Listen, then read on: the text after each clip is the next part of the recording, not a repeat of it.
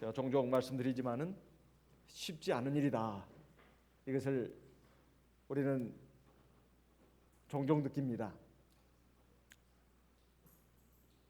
그런데 우리 인생을 하나님의 말씀으로, 영적인 안목으로 살펴본다면, 자세히 들여다본다면 우리 인생에는, 특히 하나님의 백성들에게 있어서 인생에는 세 가지 단계가 있다는 것을 알 수가 있습니다. 제1단계 인생, 이것은 자기 힘에 의지해서 무엇을 해보려고 하는 능동적인 인생이라고 할 수 있습니다. 자기가 가진 지혜, 능력, 여건, 이것을 의지해가지고 뭔가 얻어보려고 하고, 뭔가 이루려고 하고, 뭔가 해보려고 하는 이 자주적이고 능동적인 인생을 1단계라고 할 수 있습니다. 그럼 2단계 인생은 뭔가? 그와 같은 자력 인생의 한계를 처절하게 체험하는 시기입니다. 아, 인생은 내 뜻대로 안 되는구나. 내 힘과 지혜와 능력 가지고 내가 성공해 보려고 하고 행복하게 살려고 하고 뭔가 잘 살아보려고 하는데 잘 안 되는구나. 이것을 체험하는 단계가 2단계의 인생이라고 할 수 있습니다. 그 3단계의 인생은 뭔가? 자기 힘의 한계를 절감하고, 자기 능력의 한계를 절감하고, 하나님께 엎드려 가지고, 하나님께 순종해 가지고 사는, 하나님께 붙들려 가지고 사는 수동적 인생의 단계, 이것을 갖다가 제3단계의 인생이라고 합니다. 그런데 제1단계 인생에서 시작한 성도가 반드시 제2단계, 제3단계의 인생에 도달하는 것은 아니라는 겁니다. 제1단계 인생, 즉 자기 힘과 지혜, 능력, 자기 삶의 여건을 의지해 가지고 뭔가 해보려고 하는 이런 인생으로 그냥 살겠다고 날뛰다가 끝나버리는 인생도 있습니다. 아니면 그보다 좀 더 나아가서 자기 인생의 힘의 한계, 좌절, 이것을 처절하게 경험하고 그것을 곱씹다가 제2단계 인생에서 끝나버릴 수 있다 이거예요. 시리와 좌절, 낭망, 체념, 여기에서 끝나는 인생이 바로 제2단계 인생입니다. 제3단계 인생으로 넘어가 가지고 하나님께 사로잡혀 가지고 참으로 하나님 앞에서 은혜롭게, 그리고 하나님이 기뻐하시는 삶으로 마감하는 인생도 있습니다. 이 제3단계의 인생, 이것을 산 대표적인 인물이 성경에서 보면 모세라고 나와 있습니다. 이집트에서, 애굽에서 바로와 함께 살아간 인생은 제1단계 인생이라고 할 수 있습니다. 그렇게 해서 보낸 40년의 인생, 힘의 지배를 받은 인생이었습니다. 오늘날 초강대국 미국과 같은 그러한 이집트는 당시의 경제, 군사, 문화 모든 방면에서 최고의 힘을 누렸습니다. 거기에서 자라고 교육받은 이 모세가 그 힘을 쓰는 법을 배웠습니다.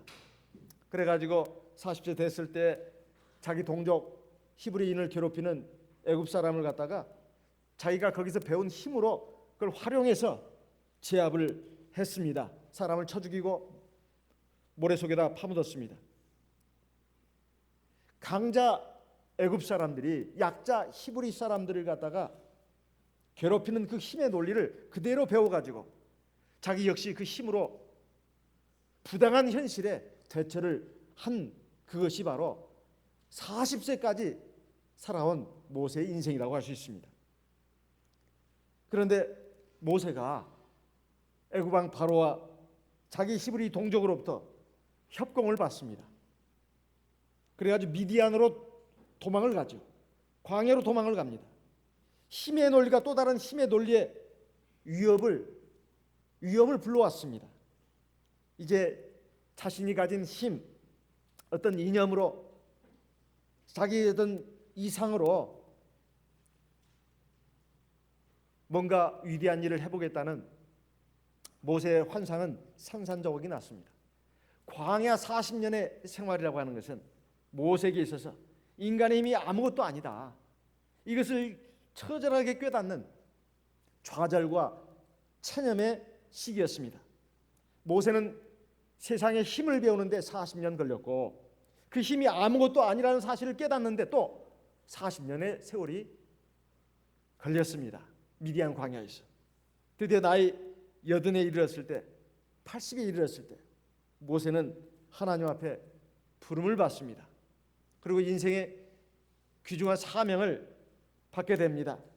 그리고 하나님의 힘에 의해서, 하나님의 인도하심에 의해서 하나님의 말씀을 따라서 살아야 되지, 자기 자신의 힘을 가지고, 세상의 힘을 가지고 인생을 살아서는 안 된다. 이것을 배우게 됩니다.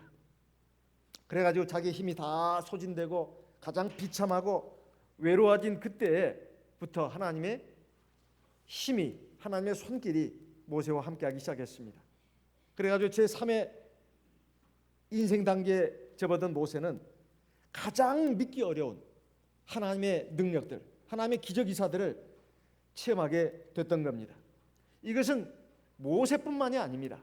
예수님께서 비유로 말씀하신 탕자의 비유에도 나와 있습니다. 탕자가 자기 아버지하고 함께 사는 것이 너무 재미가 없고 지루하고 답답하고, 그래서 구속받는 것이 너무 싫어서 아버지에게 떼를 써가지고 유산을 상속받고 그걸 가지고 멀리, 집을 떠나서 멀리, 아버지를 떠나서 멀리 가가지고 자기 마음대로 살았습니다. 그때는 자기에게 힘이 있었습니다.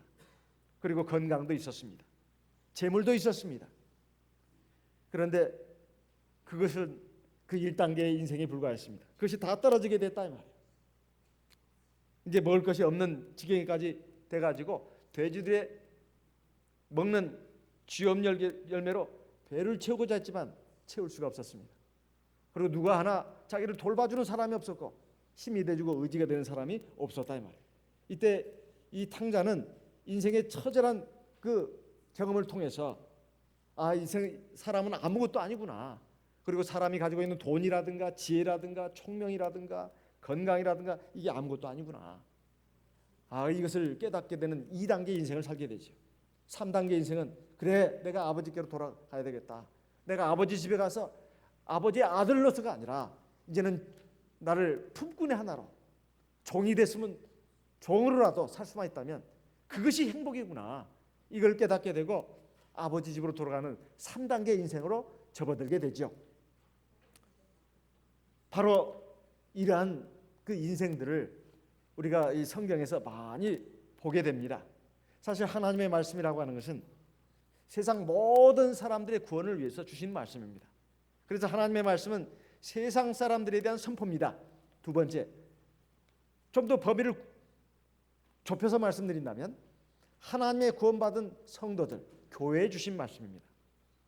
하나님의 백성들이 나도 모범적으로 먼저 하나님의 말씀에 온전히 순종해서 하나님의 백성다운 백성이 돼가지고 세상에 죽어가는 많은 사람들에게 하나님만이 참신이라고 하는 것, 그리고 하나님 앞에 나와야 참 구원과 참 생명과 참 행복을 받을 수 있다고 하는 것을 선포해라, 이런 것입니다. 좀 더 범위를 좁혀서 말한다면 한 개인에게 주신 말씀입니다.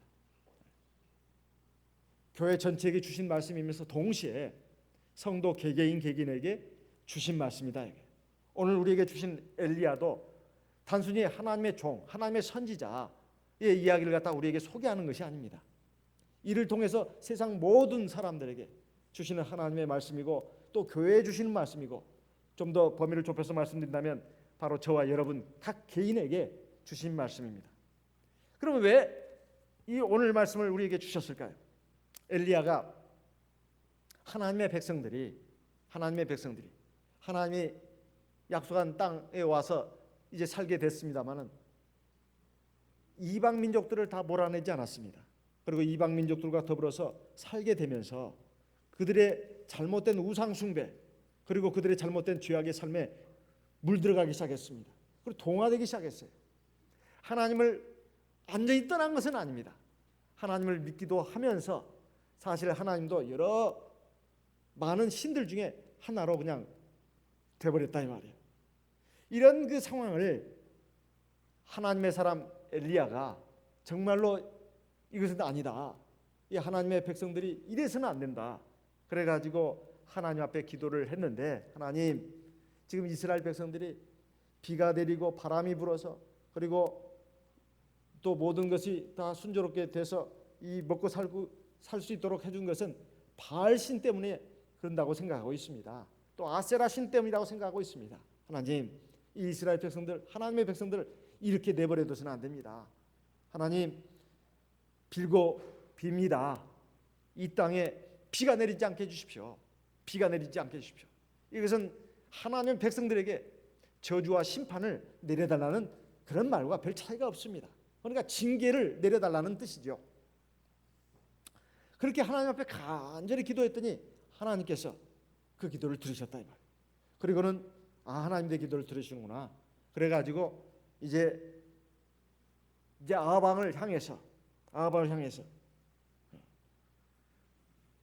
이제 고했습니다. 아마 사람을 불러서 시켜서 보냈는지 어쨌든 나의 섬기는 이스라엘 하나님 여호와의 사심을 가리켜 맹세하노니 내 말이 없으면 수년 동안 우로가 있지 아니할 것이다.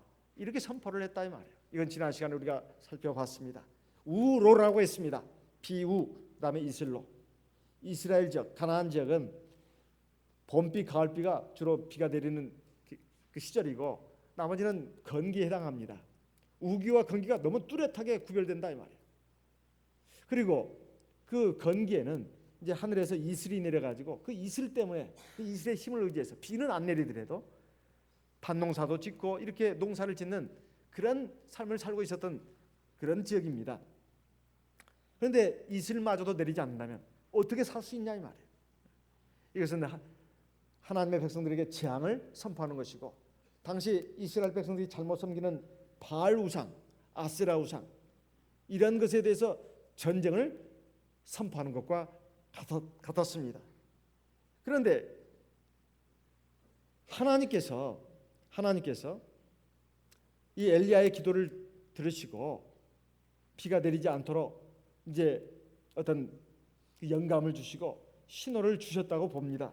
그러니까 엘리야가 하나님의 이름으로 맹세까지 하면서 내 말이 없으면 수년 동안 이 땅에 우로가 내리지 않을 것이다. 이렇게 선포를 했던 것입니다. 그런데 2절에 오늘 나오는 말씀을 보니까 여호와의 말씀이 엘리야에게 임하여 가라사대 너는 여기서 떠나서 동으로 가서 요단 앞 그리시니까에 숨어라. 지금 하나님께서 하나님의 사람, 하나님의 종을 그 목숨을 보호해 주시는 것을 볼 수가 있습니다. 그것도 요단 앞 그리 시내가에 숨으라고 되어 있습니다. 숨으라는 것입니다. 피신하라는 것이죠. 그런데 참 이상하지 않습니까? 여호와의 말씀이 엘리야에게 임하여 가라사대 너는 여기서 떠나서 동으로 가서 요단 앞 그리 시내가에 숨어라. 하나님의 말씀이 마치 이제서야 엘리야에게 나타난 것처럼 보여집니다. 사실은 1절부터 나왔어야 합니다. 하나님께서 엘리야에게 이렇게 말씀하셨다. 이 땅에 몇 년 동안 비가 안 내릴 것이다. 너는 그것을 이스라엘 백성들에게 아합 왕에게 전해라. 이게야 정상인데 여기서 비로소 하나님의 말씀이 엘리야에게 임하여 가라사대. 왜 그랬을까요?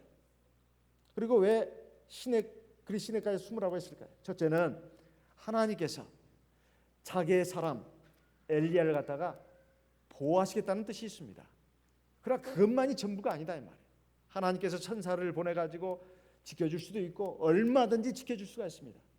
그런데 왜 이렇게 지켜주시냐 이 말이에요. 이건 지켜주신다기보다는 피라는 뜻입니다. 피신을 하라는 거예요. 그럼 여기에는 중대한 또 하나의 뜻이 있다는 것을 알 수가 있습니다. 그것은 바로 엘리야를 훈련시키기 위함입니다. 왜 엘리야를 훈련시켜야 했을까요? 엘리야도 비록 하나님의 사람이지만 그리고 하나님 앞에 믿음이 특심하고 하나님과 이스라엘 백성들을 지극히 사랑하는 그러한 하나님이 기뻐하시는 하나님의 사람이지만 아직 완전하지 않다 이 말이에요. 어떤 점에서 완전하지 않았을까요? 야고보서 5장 17절에 보면 이런 말씀이 있습니다. 지난 시간에 봤지만은 한 번 더 보겠습니다. 야고보서 5장 17절 말씀 읽어보겠습니다. 야고보서 5장 17절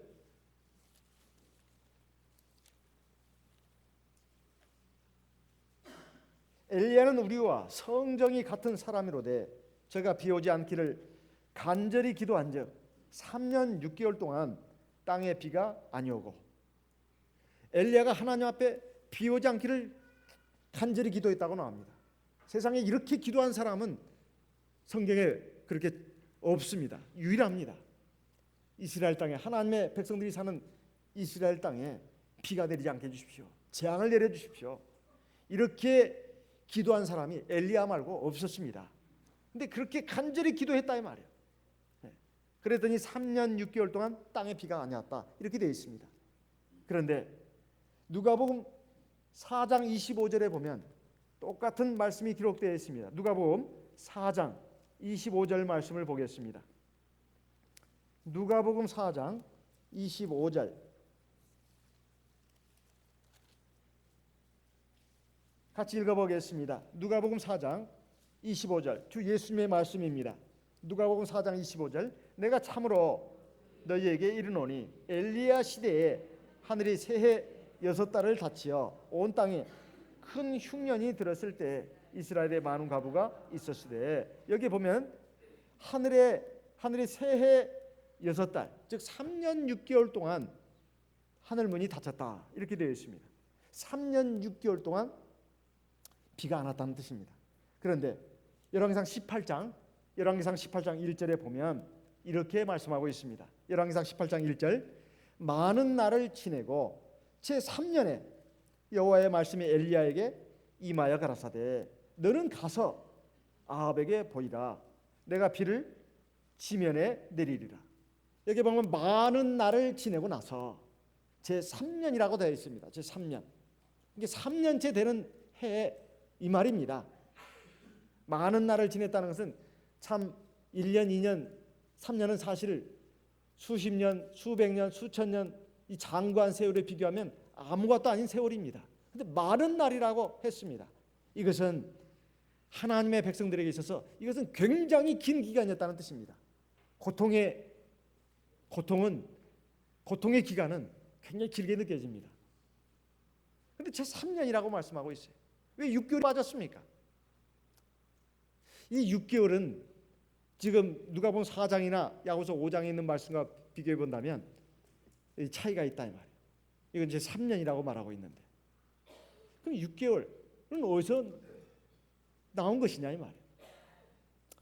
3년 6개월 동안 하나님께서 비를 안 내려주셨는데 그럼 이스라엘 땅에 3년 동안 비가 안 내렸는가 아니면 3년 6개월 동안 비가 안 내렸는가? 3년 6개월 동안 비가 안 내렸습니다. 근데 여기는 왜 3년이라고 말하고 있냐 이 말이에요. 엘리야가 내 말이 없으면 이 땅에 비가 내리지 않을 것이다. 그렇게 선포한 때로부터 3년이 되는 그 해를 말하는 것입니다. 그러면 그 전에 6개월은 어떤 일이 있었냐 이 말이에요. 엘리야가 하나님 앞에 간절히 기도했다 이 말이에요. 6개월 동안 하나님 앞에 간절히 기도했습니다. 한 번, 두 번 기도해가지고 된 게 아니다 이 말이에요. 6개월 동안 간절히 하나님 앞에 하나님의 백성들에게 하나님의 백성들이 사는 이 땅에 비가 내리지 않게 해주십시오. 이렇게 간절히 기도했다 이 말이에요. 그러니까 하나님께서 아마 성령의 감동을 통해서 영감을 주셨겠죠.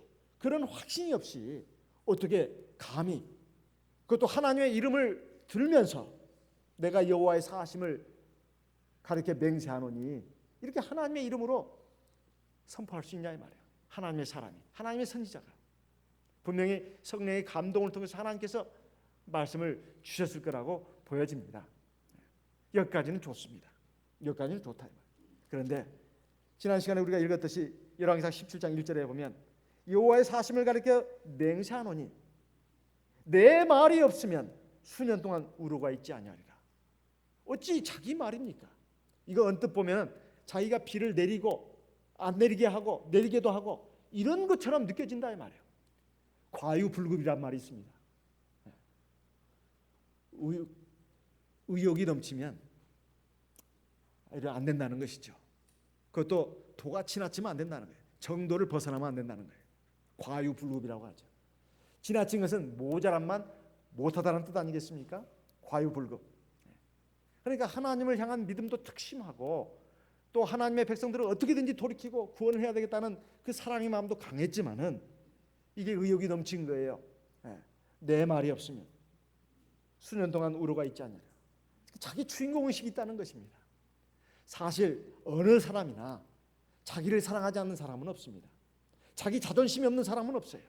누구나 다 아무리 좋은 일을 하고 아무리 위대한 일을 하고 아무리 훌륭한 일을 하고 아무리 빛나는 일을 한다 하더라도 자기가 살아있는 경우가 상당히 많아요.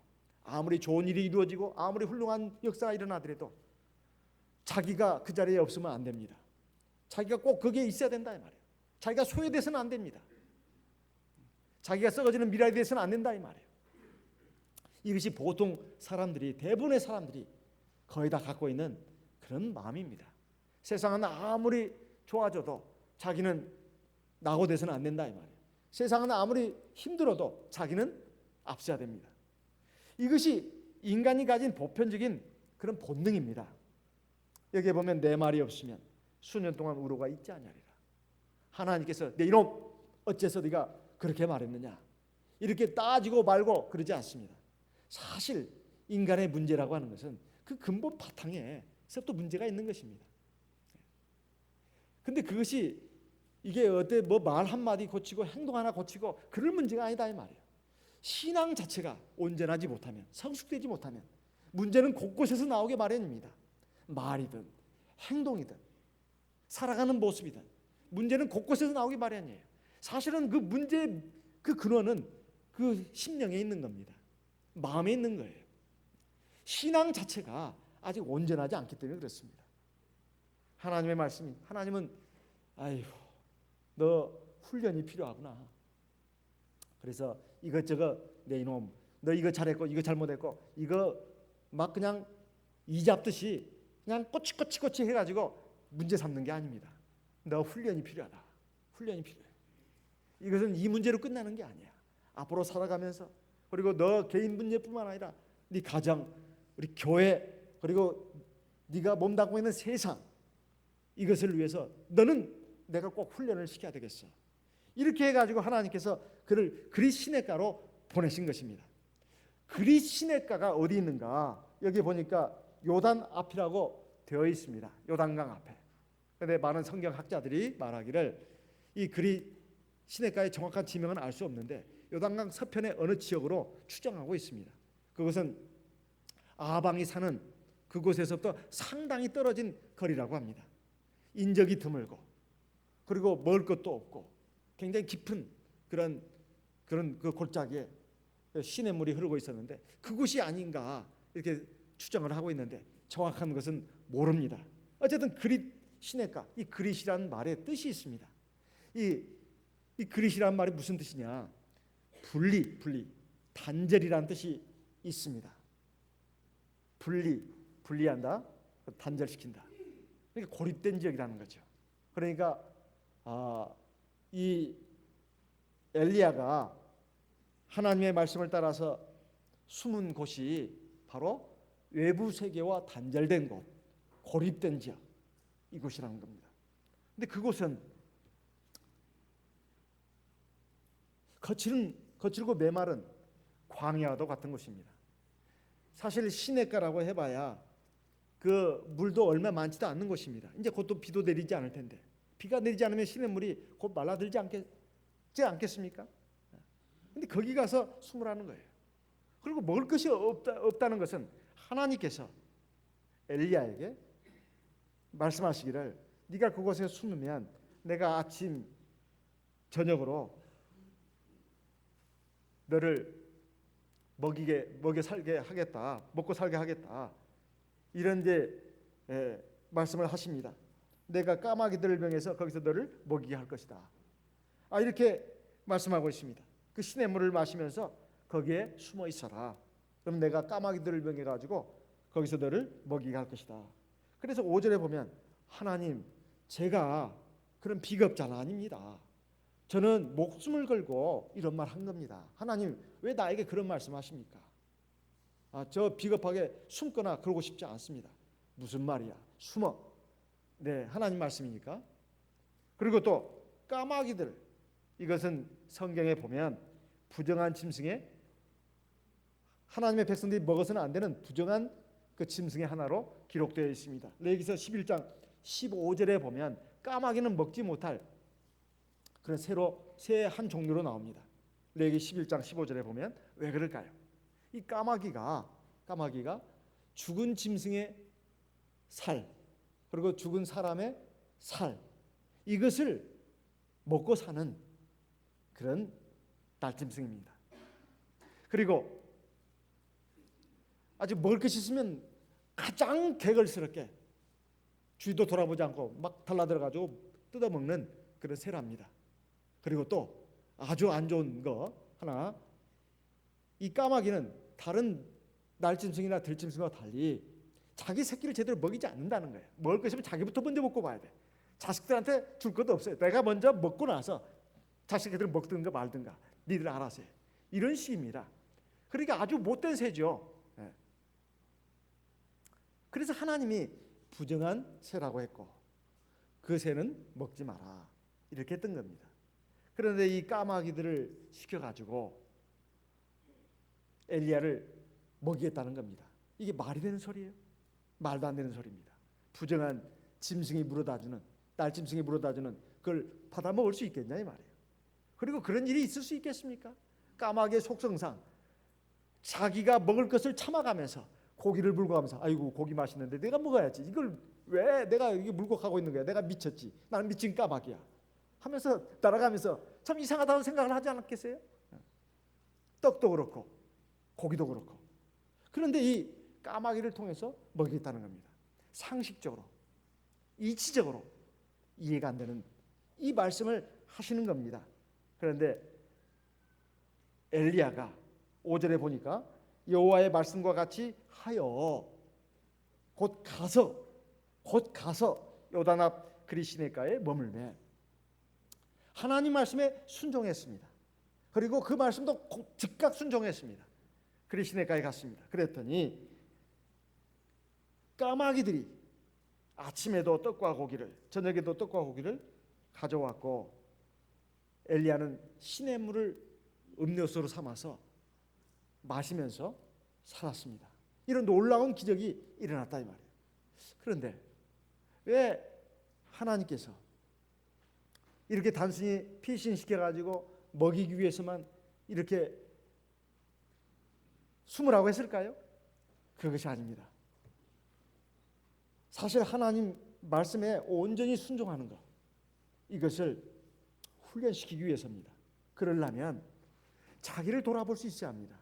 자기 내면의 세계를 돌아볼 수 있어야 돼요. 그럼 그런 곳이 어디일까요? 자기를 돌아보고 자기 내면의 세계를 돌아보는 거기에 가장 적합한 장소가 어디겠냐 이 말이에요. 그것은 광야와 같은 곳입니다. 즉 빈들과 같은 곳이에요. 낮에는 뜨겁고 밤에는 추운 곳, 전갈과 뱀과 여우, 늑대, 하이에나, 독수리, 야생 짐승들이 울거리는 곳, 아름다운 꽃은 없고 우거진 숲도 없는 곳, 그리고 거칠고 메마른 곳, 먹을 것을 구하기 정말 어려운 곳, 사방이 쓸쓸하고 외로웠고 하늘만 빠끔히 보이는 곳, 그런 곳이 바로 광야입니다. 불모의 땅, 버려진 황무지, 이것이 광야다 이 말이에요. 그리 시냇가가 바로 그것이었습니다. 작은 시냇물만 좀 있지 분리되고 단절된 땅이다 이 말이에요. 그런데 이 광야에서 하나님의 백성 이스라엘 백성들이 40년을 살았습니다. 사실 애굽에서 하나님이 약속하신 가나안 땅까지 거리는 도보로 한 3일 거리, 좀 길게 잡으면 한 일주일이면 건너갈 수 있는 그런 곳입니다. 그런데 왜 하나님께서 이스라엘 백성들을 광야에서 40년 동안 뺑뺑이 돌게 했냐 이 말이에요. 거칠고 메마른 황량한 광야에서 왜 40년을 살겠냐 이 말이에요. 사람이 살기 힘든 곳이기에 이스라엘 백성들의 입에서는 원망과 불평이 끊임없이 나왔습니다.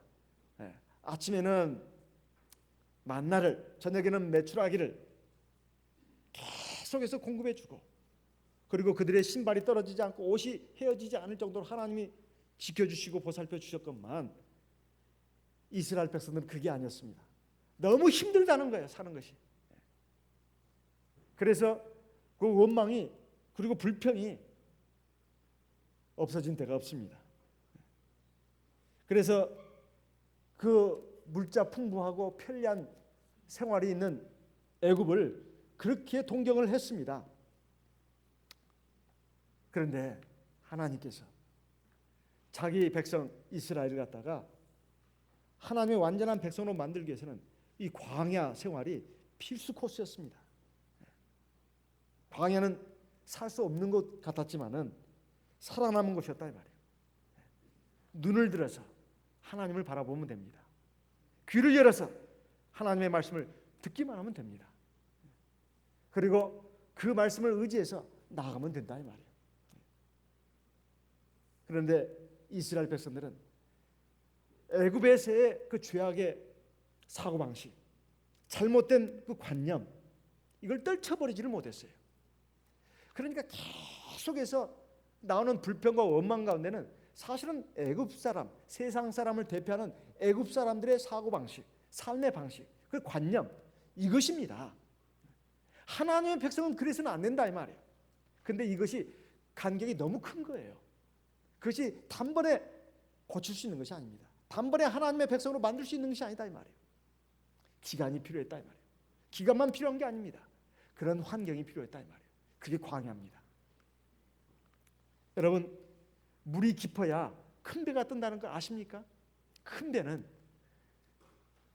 얕은 물에서는 뜰 수가 없습니다. 그런데 우리의 심령이, 우리의 마음이 종이배 하나 띄우지 못할 정도로 얕고 가벼운 경우가 참 적지 않습니다. 깊이가 없기 때문에 종이배 하나도 못 띄운다 이 말이에요. 우리의 마음이 하나님의 말씀으로 성령의 강물로 풍성해진다면 사실 큰 배, 견고한 배 얼마든지 띄울 수가 있습니다. 깊어지기 위해서, 사람이 깊어지기 위해서, 신앙적으로, 영적으로 깊어지고 건강해지기 위해서 광야로 가야 합니다. 우리 예수님도 광야에 가서 40일 동안 금식하시고 마귀에게 시험을 받으셨습니다. 그리고 그 시험을 광야에서 이겼습니다. 광야에서 이겼어요. 세례 요한도 광야에서 외치는 자의 소리였습니다. 왜 사람들이 많이 모인 그런 곳에서 그냥 편안하게 하나님 말씀을 전하지 않고 광야에서 외쳤을까요?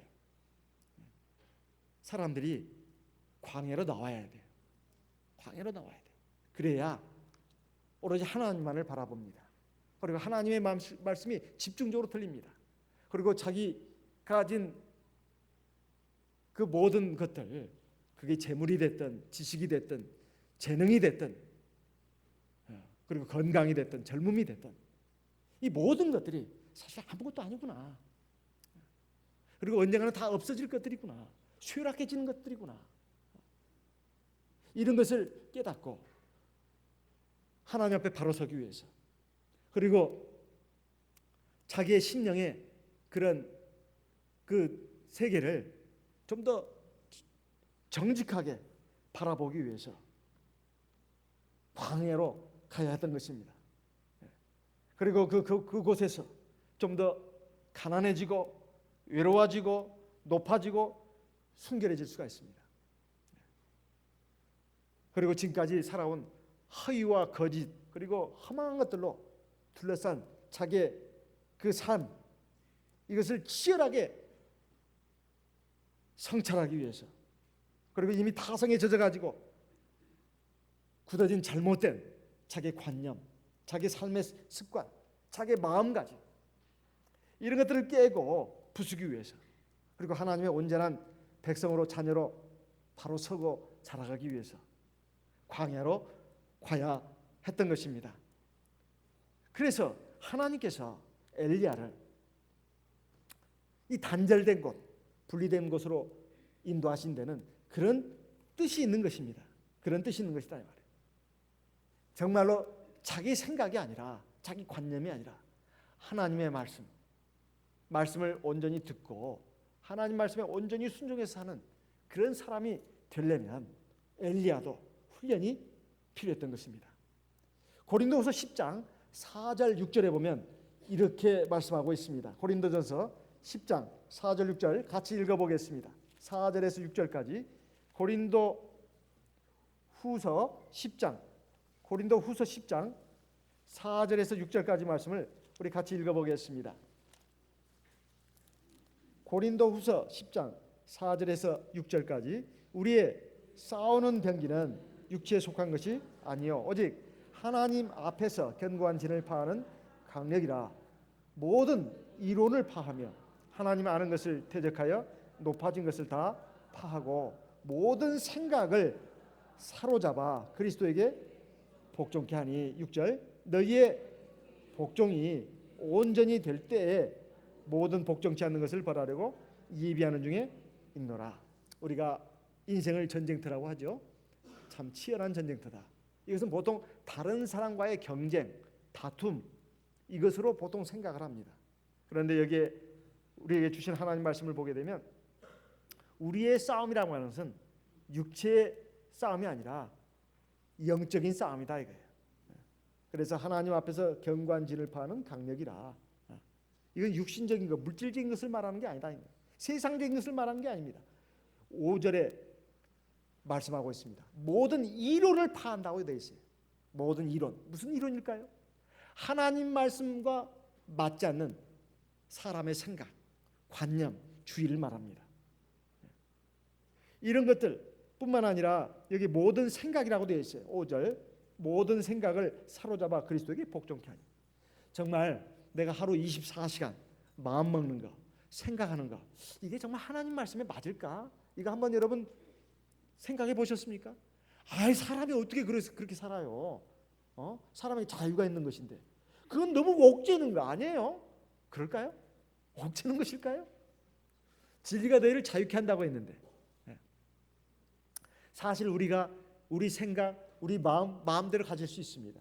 그렇지만 그것이 하나님 말씀과 맞지 않는 자기 마음, 하나님 말씀과 맞지 않는 자기 생각, 이것이 세상 사람들이 보통 가지고 있는 그런 생각, 관념, 마음이라면 그게 자기를 진정 기쁘게 할까요? 자기를 진정 자유롭게 할까요? 자기를 진정 평안하게 할까요? 한번 생각해 보시기 바랍니다. 내 마음 내가 마음대로 할 수 있고 내 생각 내가 마음대로 할 수 있는데 누가 잔소리냐고. 이거 어떻게 보면 굉장히 자유인의 그런 그 호기처럼 들립니다. 그런데 정말 그러냐 이 말이에요. 내가 마음대로 마음 먹고 내가 마음대로 생각한다 해서 진정 내 마음에 평안이 있고 기쁨이 있고 자유가 있고 즐거움이 있냐 이 말이에요. 이상하게 불안하고 이상하게 괴롭고 이상하게 허망한 생각이 들고 뭔가 재미있었는 것 같고 내가 뭔가 속을 확 풀어버린 것 같았는데 돌아오는 것은 엄청난 낭패, 좌절, 그 고통, 아픔이 있지 않습니까? 하나님 말씀과 맞지 않는 자기 마음, 하나님 말씀과 맞지 않는 자기 생각은 결국은 고통을 주는 것입니다. 자유를 주는 게 아니에요. 노예가 되게 하는 것입니다. 무거운 쇠사슬을 발목에 달고 무거운 짐을 자기 어깨에 메고 짓눌려 가지고 살아가는 노예의 삶이다 이 말이에요. 하나님의 말씀이야말로 우리에게 참 생명과 참 자유를 줍니다. 참 평안을 준다 이 말이에요. 우리가 쉬지 말고 기도하라 그러면 또 기도, 그 기도, 제발 좀 그만, 뚝, 끝, 그만하시라고. 그런데 그게 아니다 이 말이에요. 우리가 사실 이것을 깨닫기까지 상당한 인생의 시간이 필요합니다. 1단계, 2단계를 거쳐본 사람이 결국 3단계에 들어와서야 그걸 깨닫게 돼요. 왜 쉬지 말고 기도하라고 했는지 그 의미를 알게 돼요. 기도하면 마음이 참 편안합니다. 그리고 정말 자유로워져요. 그리고 내가 생각이 거침이 없어. 그래도 그 하나님 말씀과 코드가 늘 맞으니까 평안해요. 그렇다고 해서 하나님이 나에게 자유를 안 주신 게 아닙니다. 자유를 주셨어요. 진정한 자유인이 될 수가 있습니다. 왜? 하나님의 말씀은 진리고 우리를 자유케 한다고 되어 있어요. 우리를 자유케 한다고. 그래서 하나님 말씀에 온전히 순종해서 사는 사람들은 성직자나 한 일이야. 세속을 떠나서 교회 안에서 또는 성당 안에서 절 안에서 사는 그 성직자들만 할 일이지, 우리같이 세상에 발을 딛고 사는 사람들은 그건 턱도 없는 소리야. 일주일에 한 번 교회 나가서 잠깐 예배 드리면 되지 자꾸 뭘 요구를 하냐고, 이렇게 생각하기가 십상이다 이 말이에요. 그렇지만 하나님께서는 무슨 성직자만 그렇게 하라는 게 아닙니다. 우리 하나님의 백성들은 다 제사장 백성들이다. 제사장들은요 다 살아가는 모습이 하나님의 제사 드리는 그런 마음으로, 그런 자세로 살라는 것입니다. 근데 그것이 노예가 아니에요. 진정한 평안과 자유를 줍니다. 내가 내 마음대로 내 멋대로 살고 싶다고 하는 인생은 아직도 1단계, 그러다가 낭패당하고 좌절하고 절망하고 그 2단계입니다. 1단계, 2단계 인생에 머물고 있는 인생들이에요. 늘 기쁨이 없습니다. 평안이 없어요. 3단계로 들어가 보세요. 하나님에 붙들려 가지고 살면 내가 종이 된 것 같죠? 아무 자유가 없는 것 같죠? 아니에요. 무한한 자유를 드립니다. 왜? 하나님의 능력이 함께하니까 더 우뚝 서게 된다 이 말이에요. 근데 3단계는 이건 누가 아무나 들어간 단계가 아니야. 이렇게 대부분 그렇게 생각을 합니다. 그걸 어떻게 누가 해? 그건 못해요. 나는 세상에서 좀 죄도 좀 짓고 그리고 내 멋대로도 좀 살아야 합니다. 그렇지만 그 뒤에 쓴문이 나온다는 걸 아셔야 되죠. 그리고 더한 고통이 오고 절망이 오고 허무가 온다는 걸 알아야 되지 않습니까? 우리가 술 마시고 담배 피고 그리고 세상에서 음란패설도 즐겨가면서 또 나쁜 데도 가보고 그리고 막 거짓말도 하고 사기도 치고 욕도 하고 그렇게 살면은 그게 자유인 같지만은 사실은 엄청난 고통과 허무가 옵니다. 그러나 하나님의 백성으로서 그게 꼭 성직자가 한정된 것이 아닙니다.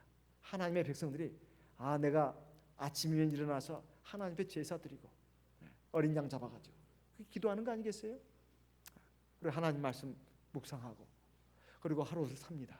그리고 저녁 때 돌아와서도 피곤한 몸이지만 하나님 앞에 경건하게 무릎을 꿇습니다. 중간에라도 내가 시간이 된다면 화장실에 들어가서든 아니면 내가 업무를 보는 곳에서든 잠깐 머리 숙여 하나님 앞에 기도하는 것도 참 이건 경건한 일입니다. 그렇게 되면 하나님 은혜가 함께하고 하나님의 생명과 행복이 함께합니다. 그런데 경건한 유대인들은 또 모르몬 교도뿐만 아니라 이슬람교인들, 경건한 신앙인들은 그렇게 삽니다. 그렇게 살아요. 이 참 진리 갖고 성령도 없다고 하는 그런 유대인들, 그리고 이슬람교인들, 모르몬 교도들, 그리고 일반 장로교인 가운데도 경건한 사람은 그렇게 삽니다. 그렇게 살아요. 제가 학생 무렵에 참 어떤 선한 사마리아 여인의 도움을 받은 적이 있었습니다. 아직 제가 학교에 어떤 그 지원을 받기 바로 얼마 전에 잠깐 동안 1학년 때로 기억이 됩니다. 그때 그 집에 가서 이렇게 보니까 성경이 펼쳐져 있고 그리고 성경을 매일매일 읽고 있었습니다. 일반 장로교이지만 그러더라고요. 그리고 굉장히 경건합니다. 김동길 박사가 와서 그 집에 와서 식사도 하고 접대도 하고 이런 것도 사진으로 이렇게 딱 있더라고요. 자기 아이를 못 낳는 그러한 부인이었습니다. 자기 남편 보고 어디 나가서 시라도 받아오라고 해도 무슨 소리냐고. 우리가 하나님을 경외하는 백성으로서 난 그럴 수 없다. 그래서 자기 남편이 역시 참 경건한 그런 사람이었어요. 일반 장로교인 가운데도 이렇게 독실한 사람들은 이렇게 사는구나. 매일매일 아침마다 성경을 읽고 또 필사를 합니다. 그리고 자기 자녀들에게 손자들에게 나눠준다 이 말이에요. 일반 장로교인 가운데도 정말 신앙생활 잘하는 사람은 정말 우리 뺨칠 정도입니다. 우리가 그들이 진리가 없고 성령이 없다고 마냥 매도할 일은 아니다 이 말이에요. 우리가 배워야 할 것은 배워야 된다 이 말입니다. 그런데 정작 우리가 성령이 있고 진리가 있다는 것만 가지고 우리가 그냥 도에 넘치는 엘리트식을 가지고 이렇게 우리가 자만에 빠진다면 이건 안 되는 일이다 이 말이에요. 하나님의 백성은 그럴수록 더 겸손해야 되고 더 완전을 향해서 나가야 합니다. 오히려 진리가 없고 성령이 없는 그런 세상 많은 교회들, 그들을 옳은 길로 인도하기 위해서는 우리가 엘리야처럼 돼야 된다 이 말이에요. 하나님께서는 엘리야도 훈련을 시켰습니다. 그 장소로 택한 것이 바로 그리시네가입니다. 거기에서 하나님께서는 까마귀를 통해서 아침 저녁으로 먹이셨습니다. 이 까마귀는 부정한 짐승의 중에 하나라고 했습니다. 또한 이 까마귀는 이방인을 상징하기도 합니다. 이방인을 상징할 때 자연의 민물 가운데서 가장 참 볼품없고 또 하나님이 가증하게 여기는 새인 것은 분명합니다만 또 이방인을 상징하기도 하다는 말이에요. 뒤에 나오는 이제 사박 과부도 마찬가지입니다. 하나님께서는 정작 하나님의 백성들이 하나님을 버리고 우상을, 헛된 우상을 섬기면서 죄악의 삶에 빠져 있는 이런 것을 지금 질타하시는 겁니다. 이렇게 말 못하는 짐승, 날짐승, 까마귀도, 그리고 더럽고 추하다고 하는 부정한 짐승 중에 하나라고 하는 이 까마귀도 하나님의 말씀에 순종한다 이 말이에요. 자기가 먹고 싶은 그 본능을 누르고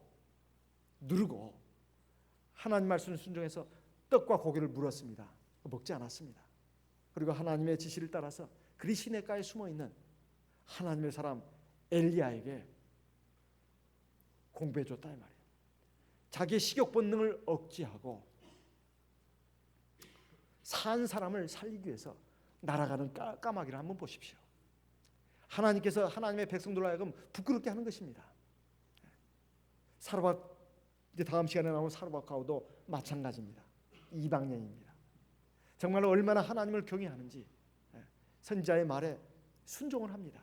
이거 먹고 죽으려고 했는데 하나님의 말씀이라고 하니까 순종해서 드리겠습니다. 그렇게 하고도 드리지 않았습니까? 그 가뭄이 끝날 때까지 그 과부의 집에 떡과 기름이 떨어지지 않았습니다. 이걸 통해서 하나님께서 말씀하시고자 하는 바가 뭔가? 정작 하나님의 구원받은 참 백성이라고 하는 이스라엘 백성들은 하나님을 경외하지 않고 하나님 말씀에 순종하지 않습니다. 그런데 부정한 짐승 까마귀, 그리고 하나님 앞에 버림받았다고 하고 그냥 짐승처럼 취급받았던 이방인들이 오히려 하나님을 잘 경외하더라 이 말이죠. 하나님 말씀에 순종하더라 이 말이죠. 이걸 우리를 깨우치는 것입니다. 그러기 위해서 이 까마귀로 하여금 아침과 저녁에 떡과 고기를 공급하게 했던 것입니다. 그리고 바로 이걸 통해서 엘리야를 훈련시키는 겁니다. 엘리야를 훈련시키는 거예요. 하나님 말씀에 온전히 순종해라. 그리고 하나님 말씀에 앞서서 네가 나가지 마라. 자기 하나님 앞에 6개월 동안 기도한 거 잘한 일입니다. 그리고 하나님이 영감으로 그래 내가 몇 년 동안 여기에 비가 내리지 않게 할게. 그것도 좋은 일입니다. 근데 나가가지고 하나님의 이름으로 맹세하다 내가 섬기는 하나님 이스라엘 하나님 그것까지도 잘한 일입니다. 그런데 내 말이 없으면 이 땅에 비가 오지 않을 것이다. 무슨 자기 말이냐 이 말이에요. 하나님의 말씀이라고 해야죠. 하나님의 말씀이 있기 전까지는 이 땅에 비가 내리지 않을 것이다. 이래야 되지 않겠습니까? 그 너무나 꼬치꼬치 따지는 거 아니에요? 꼬치꼬치 따지는 게 아닙니다. 우리가 우리의 마음, 생각, 말과 행동을 보게 되면 자기 멋대로 하는 경우가 너무 많아요. 그러면서도 하나님이 왜 나에게 복을 안 주시나? 자기 성질머리는 개떡 같으면서 자기 말과 행동은 정말 엉망진창이면서 하나님이 왜 나에게 복을 안 주시나? 내가 안식일에 그래도 나와서 교회 한번 나와서 예배 한번 드리는데 11조도 좀 내는데 그리고 봉사할 때도 봉사하는데 왜 하나님은 나에게 복을 안 주시나? 나와 함께 하지 않느냐?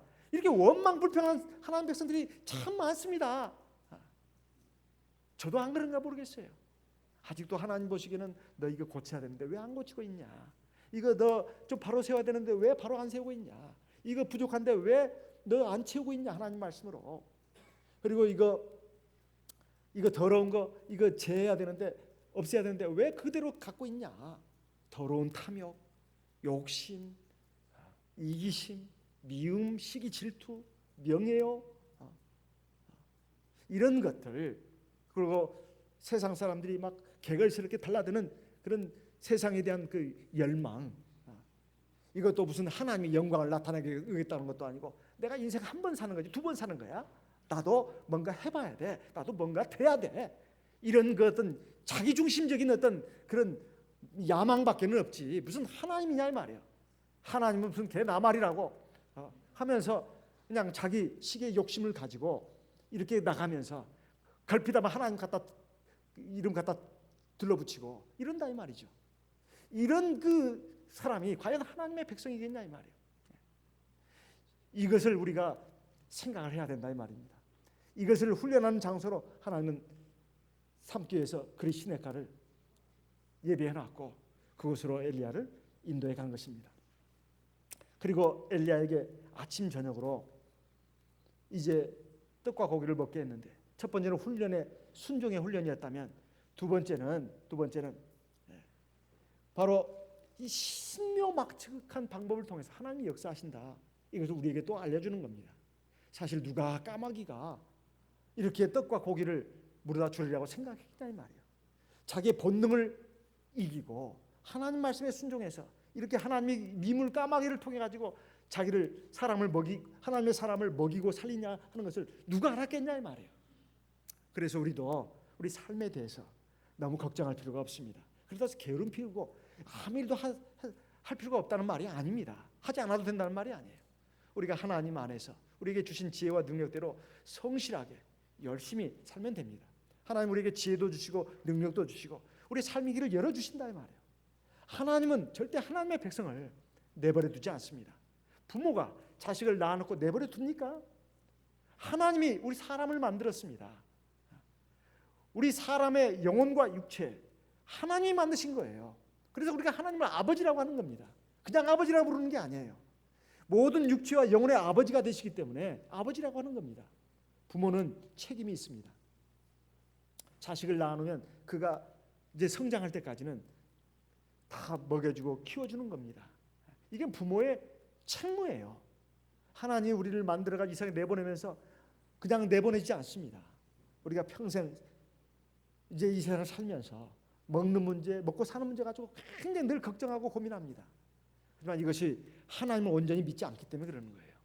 하나님을 온전히 믿는다면 먹고 사는 문제 하나님께 맡겨야 합니다. 그리고 그 안에서 내가 하루하루 열심히 일하면서 살면 되는 겁니다. 내 건강에 주어지는 대로, 내 준 능력대로, 내 능력 범위 안에서 최선을 다해서 정직하고 성실하게 살면 되는 겁니다. 그러면 하나님이 책임을 준다 이 말이에요. 더 잘 먹는 한들 얼마나 더 잘 먹을 것이며 못 먹는 한들 얼마나 못 먹겠습니까? 사실 먹고 사는 문제 그냥 하루에 두세 끼 먹으면 되는 것입니다. 사실 한 끼만 먹어도 된다는 사람도 있어요. 그 얼마나 뭐 영양가 따지면서 먹어야 되는 것도 아닙니다. 사실 요즘 영양 과다를 염려하는 시대가 되지 않았습니까? 이 세상에 지금 60억이 넘는 인구가 살고 있다고 알려져 있습니다. 지금 다 먹고 살고 있지 않습니까?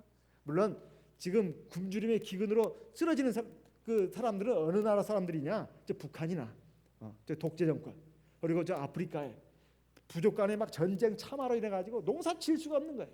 다 인간의 잘못 때문에, 그 악한 인간들 때문에 그런 것이지 하나님이 이 세상에 60억이 넘는 인구를 이렇게 살게 하면서 먹을 것 안 주시는 그런 하나님이 아닙니다. 아무리 하나님을 안 믿어도.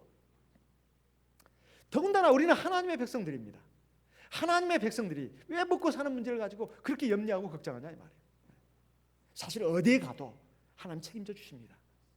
한국에 있든 일본에 있든 저 아프리카에 가든 하나님을 경외하는 백성들은 하나님이 책임져 주신다 이 말이에요.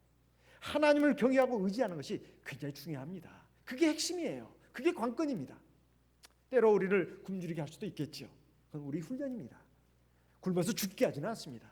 때로 굶게 할 수는 있지만 그건 훈련사 그렇게 하는 것이지 절대로 굶어 죽게 하지는 않는다 이 말이에요. 그리고 매일매일 아침 저녁으로 떡과 고기가 오게 했습니다. 이것은 매일매일 하나님을 의지하게 하는 훈련입니다. 이스라엘 백성들 광야 40년 동안 매일매일 아침으로는 만나가 내리고 저녁에는 메추라기를 새를 진중에 떨어지게 해가지고 고기를 먹게 했습니다. 여기에 엘리야도 보십시오. 불과 몇 달이 됐는지는 모르겠습니다만 아침 저녁으로 떡과 고기를 공급을 했습니다. 이것은 매일매일 엘리야로 하여금 하나님을 바라보고 의지하게 하기 위해서입니다. 아니 내가 내 지혜로 내 능력으로 사는 거지 하나님이 뭐 나를 도와줘, 이런 식의 생각을 하는 사람들이 세상 사람들입니다. 그런데 우리 하나님의 백성들도 은연중에 자기도 모르는 사이에 하나님이 나에게 돈을 주나? 내가 일해가지고 돈 벌고 사는 것이지, 내가 먹고 사는 것이지, 어찌 하나님이 나를 먹게 살려? 이런 식의 생각 정말 말은 안 합니다. 그런데 그런 생각이 은연중에 있습니다. 그러니까 안식일에도 그걸 믿지 못하고 자꾸 뭘 하려고 그래요. 세상 일을 믿지 못하니까 하나님을. 그리고 하나님 앞에 뭐 이렇게 시간을 쓰고 돈을 쓰고 마음을 쓰는 것을 시간 낭비라고 자꾸 생각하는 버릇이 있습니다. 그러니까 하나님을 철저하게 믿지 못하기 때문에 그렇습니다. 자기가 지금 갖고 있는 생명, 육체의 생명, 그리고 자기가 지금 세상에 누리고 있는 모든 것들이 하나님이 다 만들어 놓은 것이고 하나님이 지금 관리하고 있는 것인데, 주관하고 있는 것인데, 그걸 모르고 그냥 자기 힘과 지혜만 믿고 살아가는 세상 사람들처럼 살아가려고 하는 하나님의 백성들이 적지 않습니다. 우리가 매일매일 일용할 양식을 달라고 우리 주기도문 가운데 있습니다. 일용할 양식을 줍시오. 이건 데일리 푸드입니다. 매일매일 하루치의 양식을 말하는 거예요. 엘리야에게 몇 달치 몇 년치 양식을 갖다가 쏟아 부어 준게 하십니다. 거기 그 계곡은 공기도 선선하니까 음식도 쉬이 안 상해. 그러니까 알았지? 나도 귀찮다야. 까마귀도 귀찮다고 했어 나한테. 하나님, 아무리 하나님이면 내 까마귀에게 이렇게 중노동을 시킵니까? 하나님, 까마귀도 정말 나에게 원성이 자자하다. 그러니 엘리야야, 그 시냇가는 기온이 딱 냉장고 온도야. 그러니까 떡고기 아무데나 놔도 된다 하고 몇 달치 쫙 공급했습니까? 그러지 않았어요. 아침 저녁으로 공급을 했습니다. 우리가 매일매일 하나님을 믿고 의지해야 된다는 뜻입니다. 우리의 생명, 우리의 삶, 사실 하루하루가 보여서 우리 인생이 되는 것입니다. 우리가 매일매일 하나님을 바라고 의지할 수 있도록 이렇게 하라는 것입니다. 자, 이런 훈련을 시키기 위해서 하나님께서 엘리야를 그리시네가로 보냈습니다. 저와 여러분도 마찬가지입니다. 저와 여러분, 우리 가정, 우리 교회, 우리 세상의 일터, 이것이 바로 그리시네가가 되어야 합니다. 하나님이 나를 하나님의 백성으로, 온전한 사람으로 세우고 성장시키고 온전케 하는 하나님의 훈련장이 되어야 합니다. 그러한 훈련을 우리 다 같이 받아야 되지 않겠습니까? 그래서 정말 하나님을 온전히 경외하고 믿고 의지하고 하나님 말씀에 온전히 순종해 살아가는 저 여러분이 되어야 되지 않겠습니까? 그리고 세상을 향해서, 우리 가정을 향해서 우리 하나님을 전하고 선포하고 하나님 말씀을 전하고 선포하는 하나님의 제사장들이 되어야 되지 않겠습니까? 다 같이 묵도하겠습니다.